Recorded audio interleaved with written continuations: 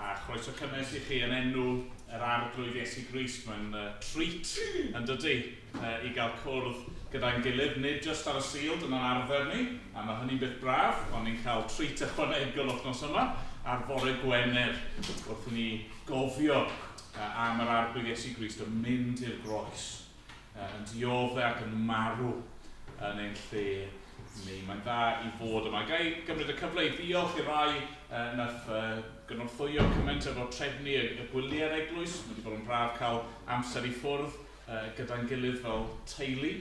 Dim lot o goeddiadau am nawr, jyst I nodi byddwn ni'n cwrdd eto bore Sul am 10 ac yna am 5. Ac yna ein tro ni yw hi yn y tabernacl yn y dre, yn helpu fyna efo'r gwaith yn bwydo y digartre. Felly, os oes rhywun ar gael I gynorthwy efo'r gwaith yna, allwch chi siarad efo Lynn os gwelwch yn dda. Wel, na ni weddio, na ni gyflwyno'n hunan i'r arglwydd. O ddew ein tad a'r thad ein harglwydd Iesu Grist. Rydyn ni'n dod gefn y bore yma I ar ddydd Gwener y groglith pan I ni'n cael ein atgoffa o yr arglwydd Iesu yn hongian ar bren yn ein lle ni. Da ni'n meddwl am yr enw Saesneg yna, Good Friday. Ac arglwydd mewn llawer o ffyrdd, oedd yna bethau ddigon tywyll, ddigon trist, ddigon ychafu am y dydd Gwener yna. Ac eto, arglwydd ni yn gwybod fod e'n dda. Fod e'n dda fod Iesu Grist wedi dioddau. Oedd e'n beth da fod wedi marw. Oedd e'n beth da fod wedi gweiddi allan fynyw paham am gadewaist. A mae dyna'r unig ffordd I ni gael maddeuant. Ac arglwydd, trwy y groes rydyn ni yn cael profi dy ddaioni a dy gariad di. Nid I helpu ni nawr bore yma. Nid I symud unrhyw flinder oddi wrtho ni. Unrhyw beth sydd yn ein poeni ni ac yn pwyso arno ni. Arglwydd, gad I ni ryfeddu y bore yma ar yr arglwydd Iesu Grist ac ar ei groes Da'r llew ein gweddi ni nawr, am bod ni'n gofyn yn enw hyfryd yr arglwydd Iesu. Amen. Amen. Ganwn ni efo'n gilydd rhif 51 yng Ngrymal 2. Mor fawr yw cariad Duw y Tad, ni ellir beth ei fesur. Fe roddodd ei far yn iawn I achub gwael bechadr. Ac ymlaen, nhw'n I sefyll I ganu yn gilydd.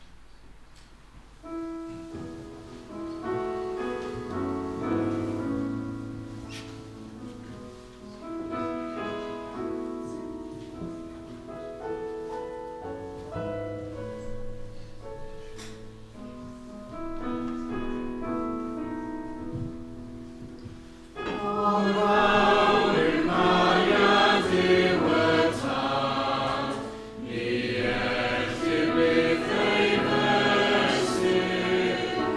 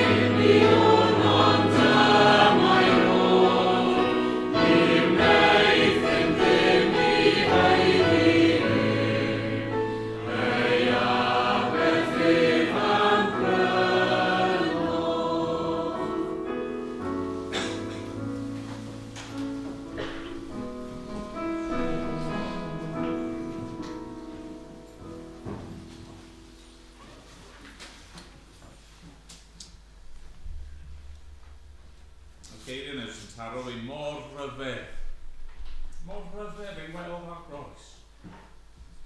A ni'n ni gyfarwydd ar hyn, dyn ni. Na'r ffordd ni'n meddwl amdano, mae'n rhyfedd. A ni'n amlad yn Nadolig yn dweud, o, mae'n rhyfedd meddwl am ddiw mewn presau. Mae hwnna'n ddigon od, ond mae'n hyn. Diolch ni. Wel, ni'n mynd i glywed nawr am y digwyddiad rhyfedd hwnnw, yr arglwydd Iesu'n cael ei groeshoelio. Ac ni'n mynd i fod yn troi y bore yma ar Luc pennod 23 ac adnod 13 yn fan i 56. Ni'n neidio i fewn yn ffordd arganol yr hanes, felly jyst i'ch atgoffa chi o beth sydd wedi digwydd yn barod. Mae Iesu wedi cael ei fradychu gan Judas, un o'i ffrindiau penna. Mae e wedi cael ei arestio yng ngardd Gethsemane. Mae e wedi cael ei adael gan y disgyblion eraill yn ffoi ac yn ei adael ar ei ben ei hun. Mae wedi cael ei wadu gan Pedr, yr un oedd yn dweud bydde fe'n aros gyda fe tan y diwedd. Mae wedi cael ei gwestiynu drwy'r nos gan yr archoffeiriaid a'r cyngor Iddewig. Mae wedi cael pobl yn dweud celwyddau amdano. Mae wedi cael ei watwar, a'i giro, a'i gamdrin. Mae wedi cael ei gymryd a'i holi gan Peilat, y rhaglawr Rufeinig, ac yna di cael ei anfon at Herod i'w gwestiynu ganddo fe, ac yna ei anfon yn ôl at Peilat unwaith eto. A dyna lle i ni'n cydio'n yr hanes, Luc 23, adnod 13. Dyma air Duw. Galwodd Peilat y prif offeiriaid ac aelodau'r cyngor a'r bobl ynghyd. Ac meddai wrthynt, deithoch ar dyn hwn ger fy mron fel un sy'n arwain y bobl ar gyfeilion. Yna rwyf fi wedi holi'r dyn hwn yn eich gwyddwi, a heb gael ei fod yn euog o unrhyw un o'ch cyhuddiadau yn ei erbyn. Ac ni chafodd Herod chwaith, oherwydd cyfeiriodd ef ei achos yn ôl atom ni. Fe welwch nad yw wedi gwneud dim sy'n heiddi marwolaeth. Gan hynny ni ddysgaf werth sydd o archwip a'i ollwng yn rhydd. Ond gweithasant ag un llais ymaith â hwn ryddha Barabas i ni. Dyn oedd hwnnw wedi ei fwrw i garchar o achos gwrthryfel a llofruddiaeth oedd wedi digwydd yn y ddinas. Drachef yna nerchodd Peilat hwy yn ei awydd i ryddhau Iesu, ond bloeddiasant hwy croeshoeliau, croeshoeliau. Y drydydd waith meddai wrthynt, ond pa ddrwg a wnaeth ef? Ni chefais unrhyw achos i'w ddedfrydu i farwolaeth. Gan hynny, mi ddysgaf werth sydd o archwip a'i ollwng yn rhydd. Ond roeddent yn pwyso arno a'i crochlefain byddarol gan fyny ei groeshoelioedd, ac yr oedd ei bonllefain ennill y dydd. Yna penderfynodd Peilat ganiatáu ei cas. Ryddhaodd yr hwn roeddent yn gofyn amdano, y dyn oedd wedi ei fwrw i garchar am wrthryfela a llofruddio, a throddododd Iesu i'w hewyllus hwy. Wedi mynd ag ef ymaith, gafaelsant yn Seimon, brodor o Cyrene, a oedd ar ei ffordd o'r wlad. A gosod y groes ar ei gefn, iddo ei chario tu ôl Iesu. Roedd tyrfa fawr o'r bobl yn ei ddilyn, ac yn ei plith wragedd yn galaru ac yn wylofain drosto. Troes Iesu atynt a dweud, ferched Jerusalem, peidiwch ag wylo amdano fi. Wylwch yn hytrach amdano'ch eich hunain ac am eich plant. Oherwydd dyma ddyddiau'n dod pan bydd pobl yn dweud gwyn ei byd y gwragedd diffrwyth a'r crothau nad esgorasant a'r bronnau na'r oesan sign. Y pryd hwnnw bydd pobl yn dechrau dweud wrth y mynyddoedd syrthiwch arno ac wrth y bryniau gorchuddiwch ni.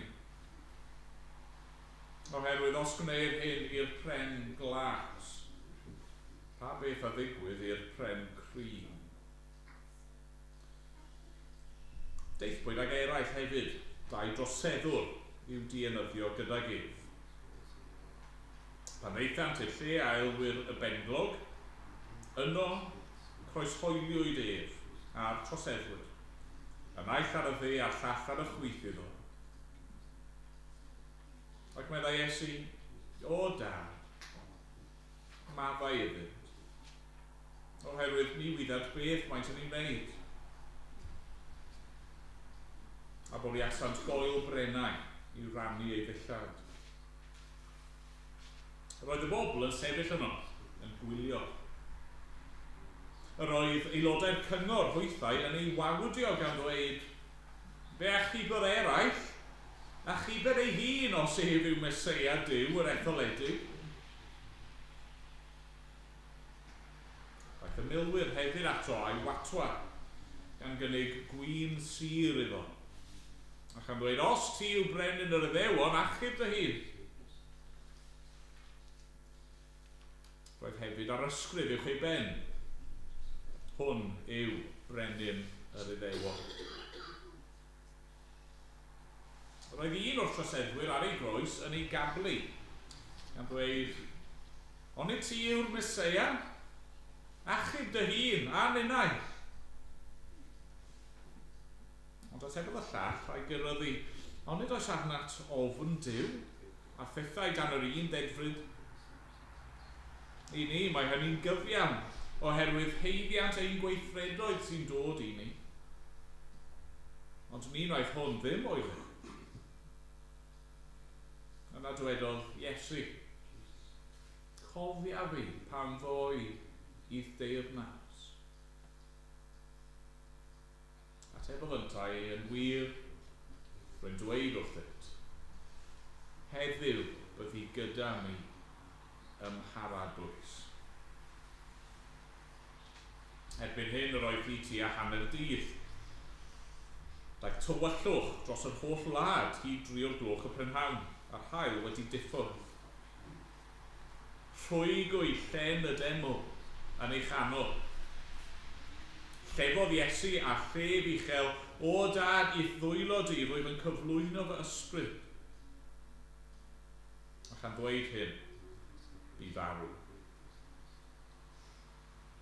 Pan welodd y canwriad yr hyn oedd wedi digwydd, dechreuodd ogoneddi Duw gan ddweud yn wir, dyn cyfiawn oedd hwn. Ac wedi gweld yr hyn a digwyddodd, troes yr holl dyrfaoedd oedd wedi ymgynnull i wylio'r olygfa tuag adre gan giro ei bromau. Roedd ei holl gyfeillion ynghyd â'r gwragedd oedd wedi ei ddilyn ef o Galilea yn sefyll yn y pellter ac yn gweld y pethau hyn. Roedd dyn o'r enw Joseph, aelod o'r cyngor a dyn da a chyfiawn, nad oedd wedi cydsynio a'i penderfyniad a'i gweithredwyr. Roedd yn rhannu o Arimathea, un o drefydd Iddewon, ac yn disgwyl am deyrnas Dduw. Aeth hwn at Peilat a gofyn am gorff Iesu. Wedi ei dynnu ef i lawr a'i amdoi mewn lliain, gosododd ef mewn bedd wedi ei nafu, lle nad oedd neb hyd hynny wedi gorwedd. Dydd y paratoad oedd hi ac yr oedd y saboth ar ddechrau. Fe ddilynodd y gwragedd oedd wedi dod gyda Iesu o Galilea a gweldsant y bedd ar modd y gosodwyd ei gorff. Yna eithant yn ei holau i baratoi per ar oglau ac yn einiau. ar y sabodd buont yn gorffwys yn ôl y gorchymyn. Amen.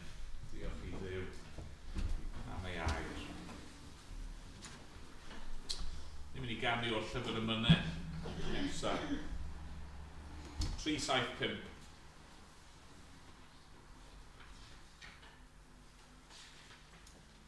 Gweil ar y croesbren acw, gyfiawnder mawr yn ei. Doedd ddineb a thrigaredd yn gorwedd mewn un lle, a chariad anfesurol yn awr i gyd yn un, fel afon fawr lifeirio yn rhedeg at y dyn. Cynefin iawn a dolir a gŵr gofidus fi, dwy'n tangnefydd rhyfedd ac iechyd llawn i ni. Fe ddygodd ein doluriau am clwyfau bob yr un, trwy rym tragwyddol gariad o fewn ei gorff ei hun. Ac ymlaen yn ei sefyll i ganu.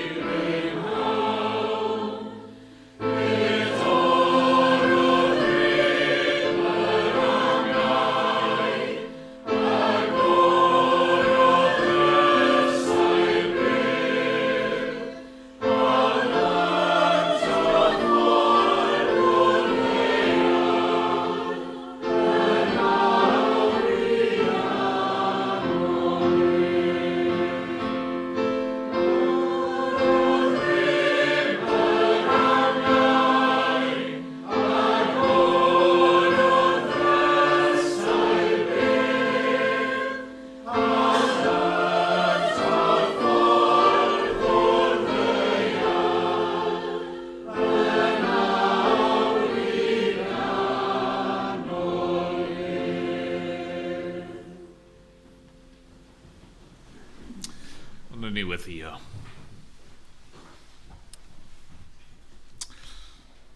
O arglwydd yn Duw i ni, yn diolch bod gennym ni gyfle bore yma i feddwl am y croes yr arglwydd Iesu Grist.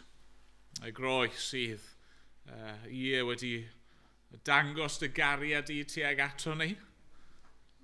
Y groes sydd yn unig sylfaen i'n bywyd a'n gobaith ni. Y groes trwy'r hwn rydyn ni yn marw i'r byd a'r byd yn marw i ni. Y groes sydd yn delio gyda'n holl pechod a'n anghyfiawnder ni. Da bod ni wedi darllen rhan o'r hanes y bore yma, ni'n gwybod bod yna fwy i'w ddweud. Arglwydd ni ddim wedi clywed yn ein darlleniad ni'r bore yma am y goron thrain. Ni ddim wedi clywed am yr gwawdio a'r gwatwar a'r poeri yna ddioddefodd Crist. Ac arglwydd, mae yna ran eraill o'r hanes ni ddim wedi clywed amdano nhw, a mae hyd yn oed yr hyn ni wedi clywed arglwydd, i ni ddim yn gallu dychmygu mewn gwirionedd. I ni ddim yn gallu gwerthfawrogi yr hyn brofodd Iesu, yr brwydro yna mewn gweddi yng ngardd Gethsemane, a'r stres yna yn achosi i chwysu dafnau o waed, a'r blinder yna o fod lan trwy'r nos, a'r siom yna o cael ei fradychu a'i adael, a arglwydd yr holl boen ei gefn yn cael ei chwipio a'i rwygo'n ddarnau, ac arglwydd y cywilydd yna yn cael ei arwain trwy'r strydoedd, pawb yn cael gweld i gywilydd ac yna i fod ar groes yng ngres y dydd, ac arglwydd ar ben hynny gyd, yn fwy na hynny gyd, yn cymryd cosb, pechodau, myrdd o bobl arno fe ei hun. Arglwydd, i ni methu. Dwi'n meddwl ni ddim yn ddigon mawr i ddeall ac i werthfawrogi y pethau hyn. A dad, ni'n gofyn felly am ryw help arbennig y bore yma. Ni'n gofyn am dy ysbryd glân i'n harwain i'r gwirionedd ac i agor ein llyged ac i gynhesu ein calonau ni. Ni'n gofyn arna ti i ddangos i ni ein hangen ni am waredwr. A dangos i ni, helpa ni weld i ddeall mae'r arglwydd Iesu yr unig waredwr. A bod yna ddim ffordd arall i ni fod yn iawn gyda thi. Arglwydd, ni'n dod at y ti y bore yma ar ddydd Gwener y Groglith. Ond ni'n diolch i ti fod y Sul yn dod. Ni'n diolch i ti, ni wedi canu nawr, ni'n gwybod yn barod, mae nid y groes yw diwedd y stori, ond fod na atgyfodiad, fod na fuddugoliaeth ar y bydd, a'r diafol, a'r tywyllwch. Ni'n diolch fod yna atgyfodiad, fod Crist wedi ei gyfodi, ac felly, beth bynnag i ni'n wynebu y bore yma, ni'n gwybod a byddwn ni yn cael ein cyfodi hefyd gydag rhyw ddydd. Arglwydd, helpa ni felly. Ni'n dod â bore yma i ni eisiau fel petai taflu ein hunain wrth draed y groes Ac yn eisiau fel petai taflu ein pechodau ni ar y groes. Ac yn eisiau gadael Calfaria yn gwybod fod Crist wedi cymryd y cwbl yn ein lle ni. Mwyn i ni gael bywyd tragwyddol. A'r bywyd yna'n dechrau heddi. Arglwydd, helpa ni adael y lle yma, bore yma, yn awyddus i fyw dy di, ac i beidio a phechu mwyach. Helpa ni adael y lle yma, bore yma, yn barod i orffwys o unrhyw ymdrech i achub ein hun, a gorffwys yng ngwaith gorffenedig Crist. Helpa ni adael y lle yma, bore yma, gyda nid dwylo'n curo'n calonau ni a'n bronau ni mwyach, ond gad i ni adael yma gyda'r newyddion da. Efengyl i'w rhannu gyda'r eraill. Arglwydd yma unig obaith y byd yma. Crist, croeshoeliedig yw unig obaith y byd yma. Arglwydd, helpa ni rannu'r neges yna. A sgweli di fod yn dda. Dad, clyw ein gweddi ni. Derbyn ein mawl a'n diolch. Am bod ni'n dod yn enw yr arglwydd Iesu. Amen. Amen. Ganwn ni o'r atodiad nesaf. Rhif 35. O, am weld y wawr ar y twylla ddydd. Crist ar ei ffordd i Galfari. Barnwyd gan y byd yn ei guro'n frew a'i roi ar groes o bren. O'r fath rym, grym y groes. Oen ein Duw yn dioddau loes.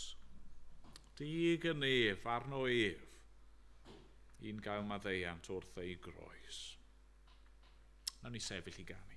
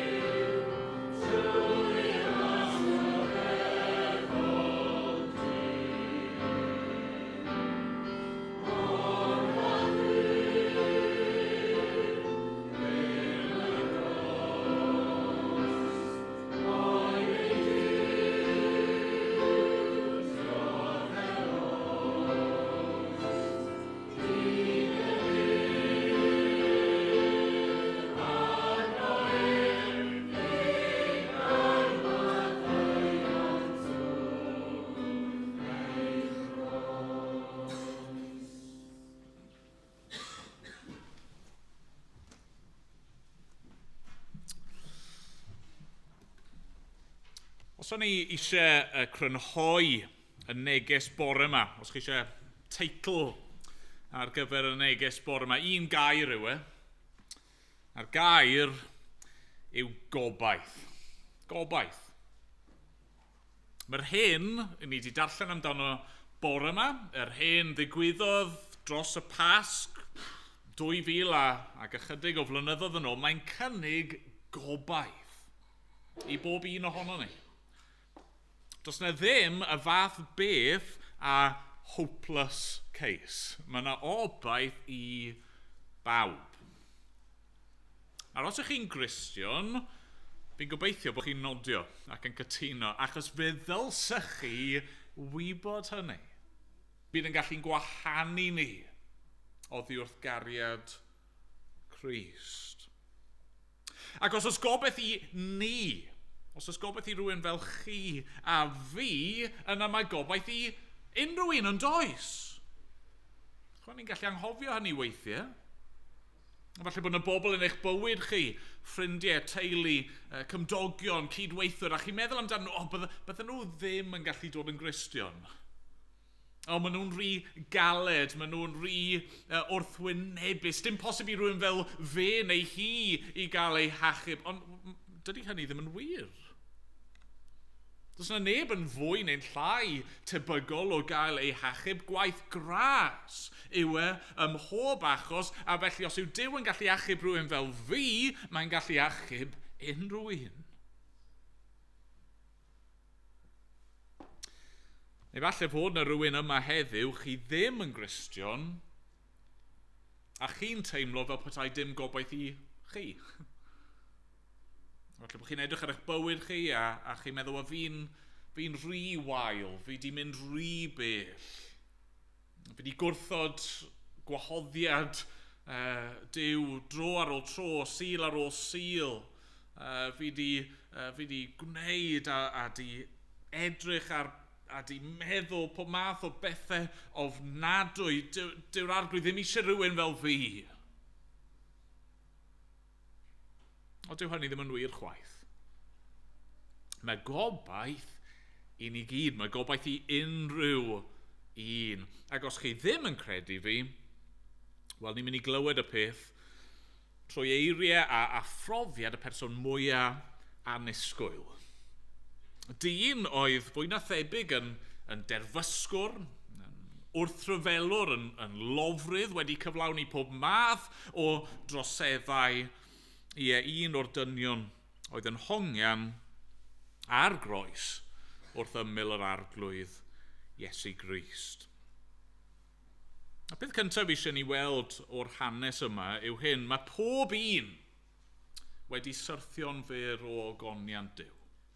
Mae pob un wedi syrthio'n fyr o ogoniant Duw. Ni'n clywed yn dyn ni fod Iesu yn mynd i gael ei groeshoelio, a mae yna ddau yn cael ei croeshoelio gydag ef. Un ar y dde, un ar y chwith. Nawr, pam bod nhw yna? Pam bod y dynion yma'n marw ar groes? Wel, y reswm yn syml yw oherwydd bod nhw'n eog. A peidiwch meddwl bod fi jyst yn bod yn judgmental fan hyn, okay?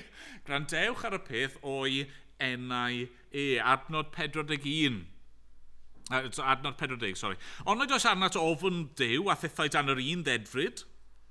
I ni mae hynny'n gyfiawn oherwydd heiddiant ein gweithredoedd sy'n dod i ni.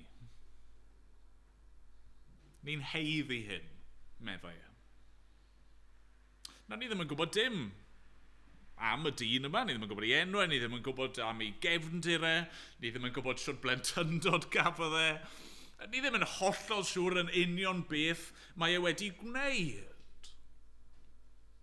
Ond mae ei hun yn cydnabod fod cyfiawnder yn digwydd y diwrnod hwnnw.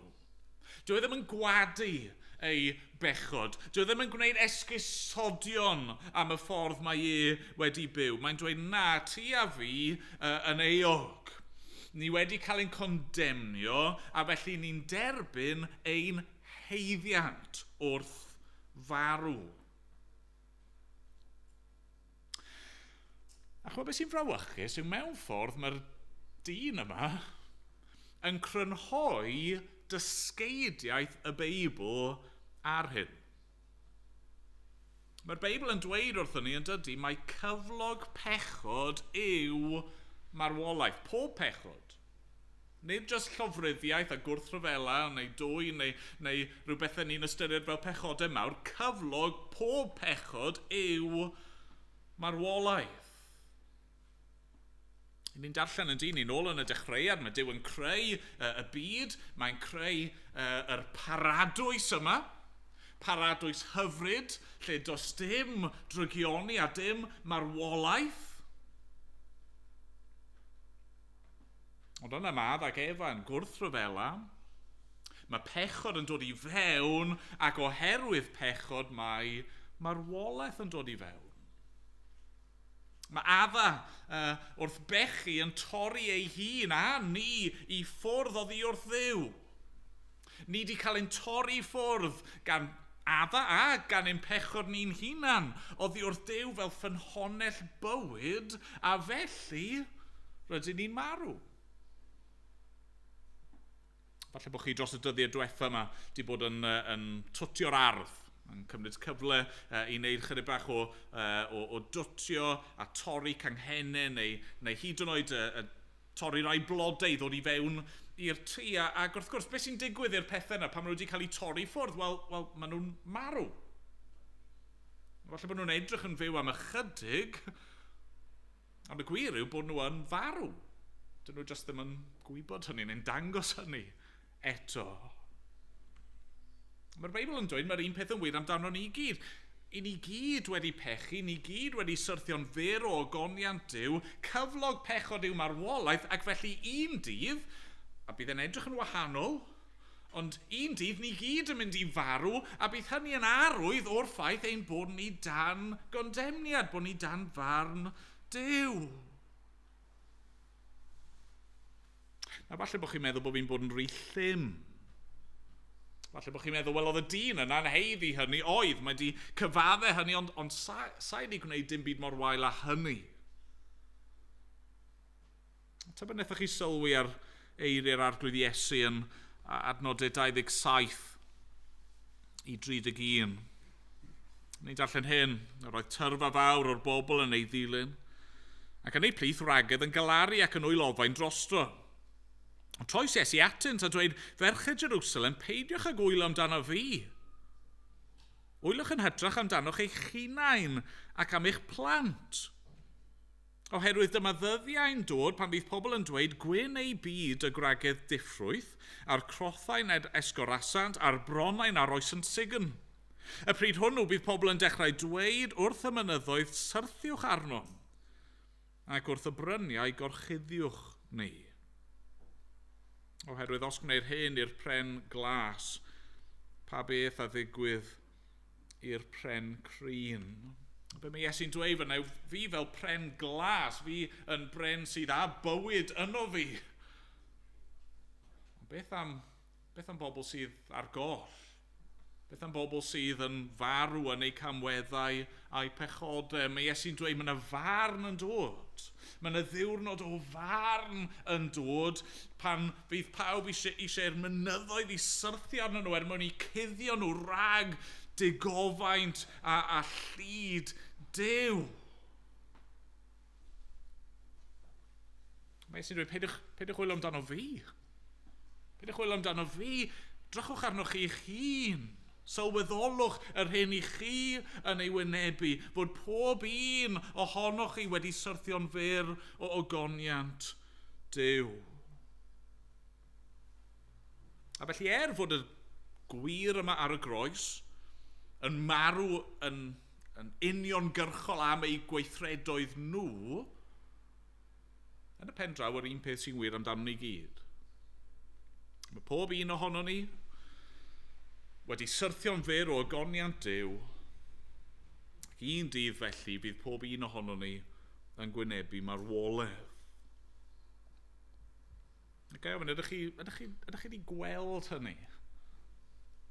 Ni'n hoffi anwybyddu neu trial peidio meddwl am farwolaeth, ond mae'n dod. A reswm am hynny yw oherwydd bod ni wedi Syrthio'n fyr o ogoniant Duw, pob un. Nawr, mae hyn yn dod â ni at yr ail bwynt fi eisiau ni weld, sef mae pob un felly angen dirprwy i sefyll yn ein lle. Mae pob un ohono ni angen dirprwy, substitute, i sefyll yn ein lle.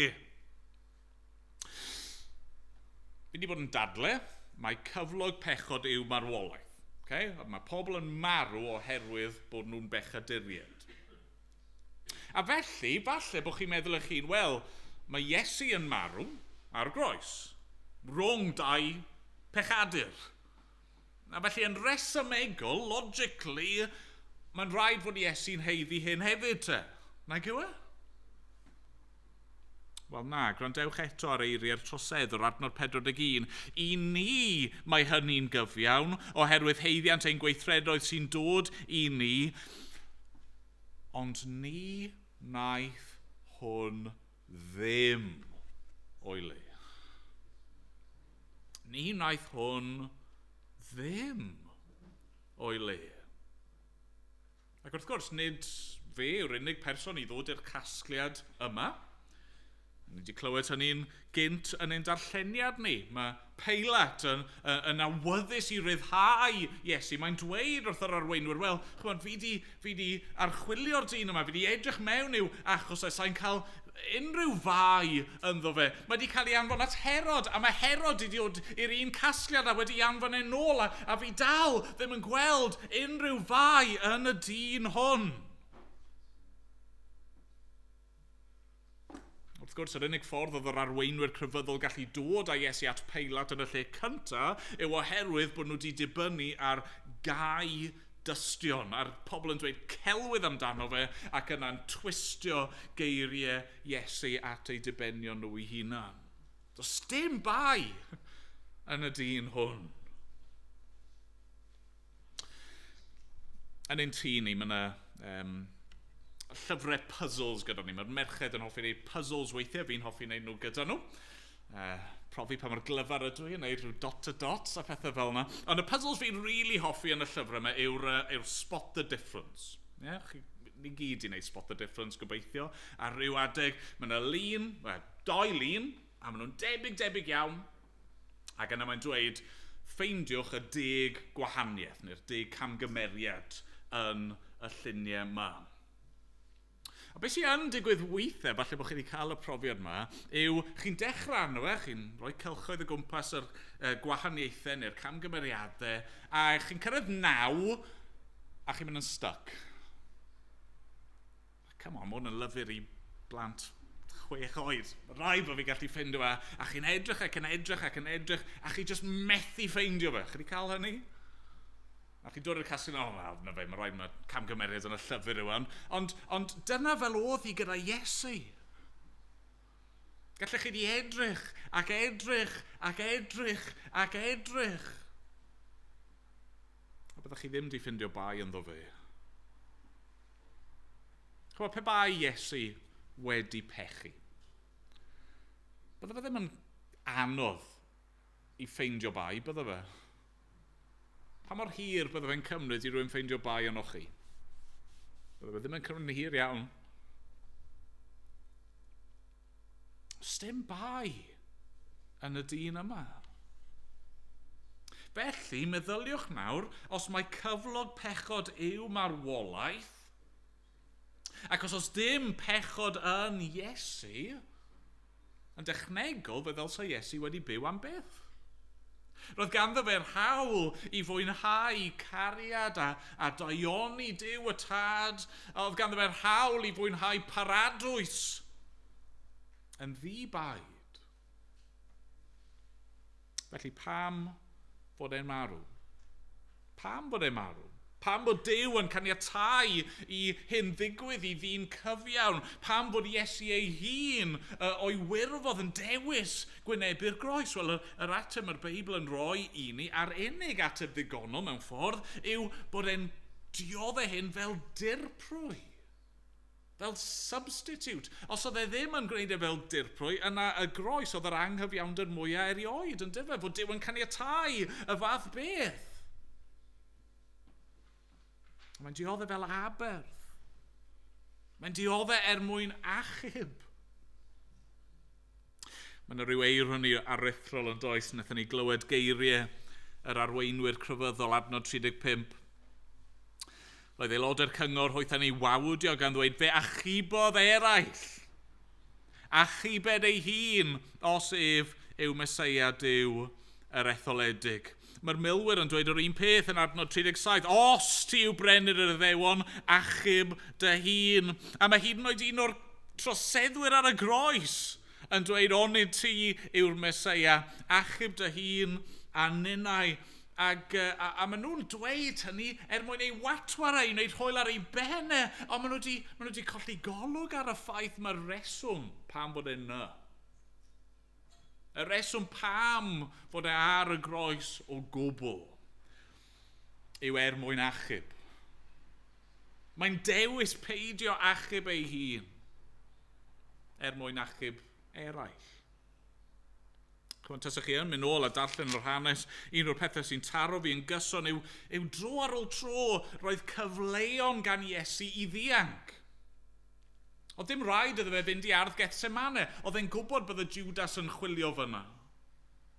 Pan mae'r milwyr yn dod i'w arestio fe, mae'n dweud ei enw, maen nhw'n syrthio ar lawr fel rhai marw. Rwydd iawn iddo fe i ddianc.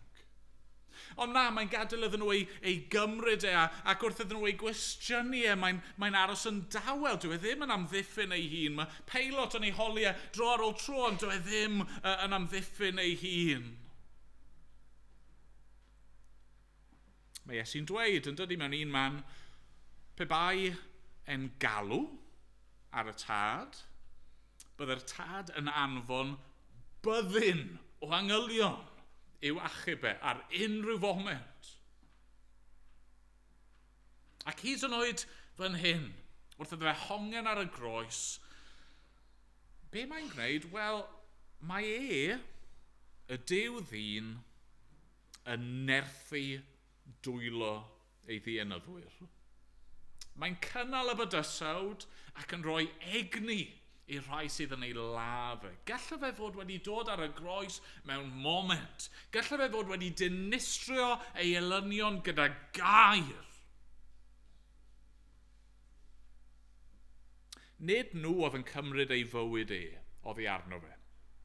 Fe sy'n rhoi ei fywyd i lawr. Fe sydd yn dewis aros. Fe sydd yn dewis roi ei hun yn aberth yn ein lle ni. A gai ofyn, ydych chi wedi gweld hynny? Ydych chi wedi gweld maint eich pechor chi ac ydych chi wedi gweld maint cariad Crist yn rhoi ei hun yn aberth yn eich lle chi? Fod yn cymryd ein cosbri, yn cymryd y farn yna rydyn ni'n ei heiddi fel bod dim angen i ni ofni dydd barn Duw mwyach. Fan hyn ni'n dod i'n pwynt ola yn ni. Beth yw canlyniad hyn i gyd? Beth mae'r ffaith bod Iesu yr un cyfiawn, yr un sydd wedi cyrraedd safon perffaith Duw. Pa wahaniaeth mae'n gwneud fod yn rhoi ei fywyd yn ein lle ni fel dirprwy? Wel, yn pwynt ola ni yw hyn, mae unrhyw un felly yn gallu profi paradwys. Unrhyw un. Nid pob un. Right? Mae pob un ohono ni wedi syrthio'n fyr o goniant Duw. Mae pob un ohono ni angen dirprwy i sefyll yn ein lle ni. Ond dyw pob un ddim yn mynd i gredu. A felly'r pwynt ola yw fod unrhyw un, hynny mae'r gwahoddiad yn mynd allan i unrhyw un, yn rhoi gobaith i unrhyw un ohono ni. Gwrandewch ar hyn. Dyma rai o'r geiriau mwy ryfeddol yn yr ysgrythyr, yr enghraifft mwy ryfeddol o ffydd efallai, adnod 42. Yna dywedodd, Iesu, cofia fi pan ddoi i'th deyrnas. Chydig bach yn ôl, mae'r un troseddwr yma wedi bod yn gwawdio Crist. Ni'n clywed hynny bod ar un adeg wedi bod yn gwatwar a gwneud hwyl ar ei ben, ond mae rhywbeth di newid. Mae di gweld rhywbeth. Mae'n edrych ar y dyn yma, ar dyn gweidlyd, chwyslyd, brwnt, yn marw mewn gwendid a gwarth ar groes, ond be mae e'n gweld yw brenin, gwaredwr. Mae'n dweud, cofia fi pan ddoi i'th deyrnas. Oedd y troseddwr yma yn deall maint ei bechod, wel, ddim go iawn, achos sneb ohono ni yn deall maint ein pechod ni go iawn. Oedd e'n deall yn union pwy oedd yr Iesu yma, a'r hyn oedd Iesu yn ei gyflawni ar y groes, wel na, ddim yn iawn, achos sneb ohono ni'n gallu deall hynny yn llawn. Oedd e'n deall yr hyn oedd e'n gofyn gan Iesu? Na, ddim yn iawn. Ond mae'n trystio, mae'n rhoi ei ffydd yng Nghrist. A sio mae Iesu'n ymateb? Dros y dyddiau diwetha, mae rai o'n wedi bod ar wyliau'r capel yn Ledbury, a mae'n hyfryd cael gymaint ohono ni efo'n gilydd, ond un o'r problemau yw, ni'n creu lot o mes, ynddi ni, lot o lestri brwnt i olchi, ac weithiau, os ych chi ar y rowta llestri, byddwch chi yna wrth y sinc, mae sincs mawr dyn nhw, byddwch chi yna yn sgrwbio, chi wedi bod yna yn brysur am spel, a chi'n meddwl, fi just a bod i cyrraedd y diwedd, ac yna mae rhywun yn dod trwodd efo pentwr mawr arall. Ac wrth gwrs, ni gyd mor raslon, mor hyfryd, ni'n gweud, just gada fyna, dim problem, wrth gwrs, hapus i wasanaethu. Lle rili bydd ni'n teimlo, mwy? Mae Iesu'n hongian ar y groes. Mae di profi'r fath gasineb, y fath i oddefaint. Mae'n rhoi ei fywyd dros bechode'r byd, a dyma'r dyn yma, ar ei wely ange, os allai roi e fel yna, yn gofyn gai roi mwy o mes arna ti. Ti'n gallu cymryd fy mhechod i fyd. Gallach chi ddychmygu Iesu jyst yn gweud paid bod mor wirion. Pwy ti'n meddwl wyt ti? Ond dwi ddim, ydy e? Adnod 43, atebodd Iesu yn wir. Rwy'n dweud wrthyt, heddiw byddi gyda mi ymharadwys.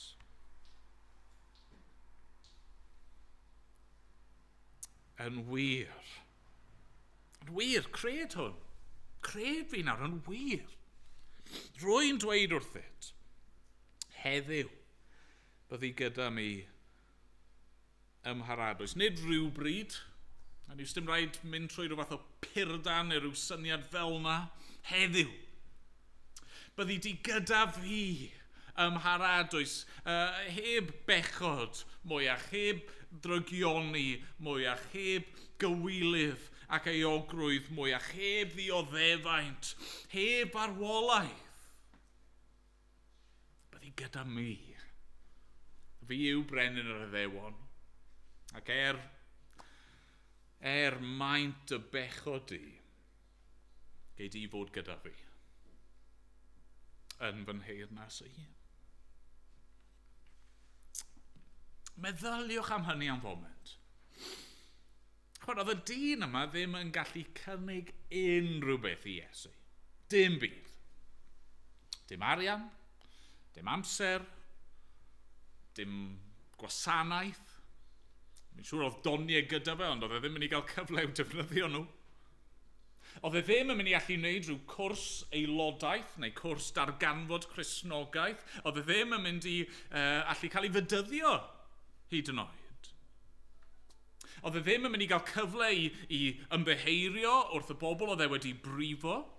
Oedd e ddim yn mynd i gael cyfle i wneud rhyw weithredoedd da. Oedd e ddim yn mynd i gael cyfle i rannu'r efengyl gyda neb. Heblaw am gyda ni trwy'r geiriau yma sy'n cael eu cofnodi. Y cwbl oedd ganddo fe i'w gynnig i'r arglwydd Iesu Grist oedd ffydd a'r pechod oedd yn gwneud y ffydd yn angenreidiol. A mae Iesu'n derbyn. Mae Iesu'n maddau. A felly, os ych chi ddim wedi deall hyn yn barod, mae hynny'n golygu fod gobaith i ni gyd. Pob un. Mae'n ddyfyniad hyfryd, yn siŵr bod llawer ohoni wedi clywed o'r blaen. J.C. Ryle, bregethwr mawr, yn dweud hyn. One thief was saved that no sinner might despair. But only one that no sinner might presume. Be mae hynny'n golygu yw hyn, does dim angen i unrhyw un anobeithio. Meddyliwch bore yma am y person mwyaf caled a mwyaf di-dduw, mwyaf gwrthwynebus chi'n nabod. Chi'n meddwl bod y person yn waith na'r lleidr ar y groes? Chi'n meddwl bod nhw'n fwy caled? Chi'n meddwl bod nhw wedi mynd yn bellach oddi wrth Dduw na fe? Lle mae e nawr? Wel, mae e ymharadwys gyda'r arglwydd. A chi sydd falle ddim yn credu yma bore yma neu'n gwylio dros y we, os chi wedi gweld eich angen, os ych chi'n dod a cyffesu'ch pechod mor fawr ac ofnadwy efallai yw y pethau hynny, mae Crist yn abl ac yn ewyll ysgyr. Chi ddim yn waith na'r boi yma. Chi ddim yn bellach na'r boi yma, a mae Crist yn ei groesawu yn syth. A felly, peidiwch oedi. One thief was saved that no sinner might despair, but only one that no sinner might presume. Peidiwch oedi, peidiwch dweud, allai ddod yn Gristion di-sil. Neu Gwener y Groglith nesa, neu pan i fi di tyfu lan, neu pan i fi di sortio hyn neu'r llall neu'r arall allan yn y mywyd i gyntaf. Na, heddi. Pwy a wyr faint o amser sydd gan unrhyw un ohono ni ar ôl. Ac i ni sydd yn credu, mae gobaith dyn ni ond oes. Be bynnag na ni wynebu, beth bynnag ni'n gorfod mynd trwy iddo fe cyn cyrraedd paradwys, cyn cyrraedd y nefoedd a'r deiar newydd, cyn cyrraedd presenoldeb Crist. Ni'n gwybod mae dyna sydd o'n blaen ni. Dim byd yn gallu newid hynny. Dim byd yn gallu'n tynnu ni o'i law e. Mae gobaith i ni gyd. Diolch iddo. Amen. Amen. Ganwn ni o'r atodiad i orffen. Rhif 24. Golchwyd Magdalen yn ddisglair a Manasse ddi yn wyn yn y ffynon ddaeth o galon Iesu ar Galfaria Fryn. Pwy a wyr na olchi'r fynnau? Pwy a wyr na byddaf byw? Ffynon weidlyd pen Calfaria llawn o rinwedd dwyfol. Mae'n llawn, mae'n ddigonol i bob un sy'n credu. Gwneir, fe wneir fy ymgolchi'r unau. Gwn mi o'n y byddaf byw. Ffynon weidlyd pen Calfaria ilch fy meiau dia i lliw. Do fe elchwyd sol o Darsus. Yn y ffynon daeth yn wyn. Golchi'r fynnau ddyn trienus molaf Iesu byth am hyn. Mae'r Magdalen, Manasse, sol o Darsus, y gŵr yma ar y groes. Pwy fydda di'n meddwl? Pwy fydda di disgwyl? Mae gobaith iddyn nhw, mae gobaith i ni. Nw'n ni sefyll i ganu mawl dyn gilydd.